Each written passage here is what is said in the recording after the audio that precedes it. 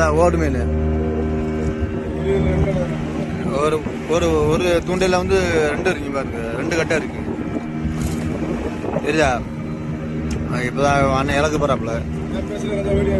இலக்குச்சுன்னா இது நாக்கு தள்ளி இருக்கு.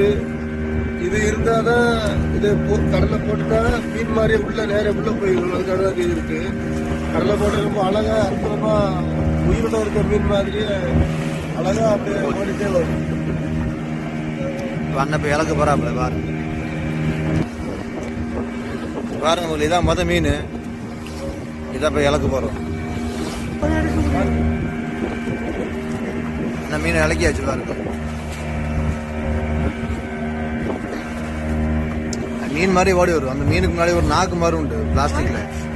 அந்த நாக்கு தான் மீன் மாதிரி வேம ஓடி வர்றதுக்கு உதவும். மீன் இப்போ ஒழுங்கா போகல, வலிச்சுட்டு இருக்கியாப்புல. போய் சேரா போயிடுச்சு.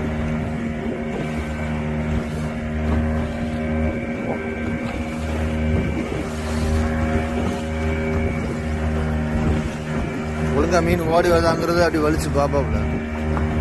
மீன் ஒழுங்கா ஓடுதானே இப்போ அடுத்த மீன் இலக்க. இப்போ அடுத்த மீன் இலக்கியாச்சு பாரு. இது அடுத்த மீன், 2வது மீன். நீங்க இலக்க போறாங்க.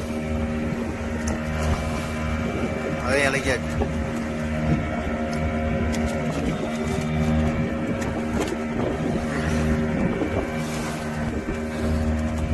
இப்போ நரம்பு எப்படி போயிட்டு இருக்கு பாரு. வேகமா வல்ல போற வேகத்துல இவ்வளவு வேகமா போயிட்டு இருப்பாரு.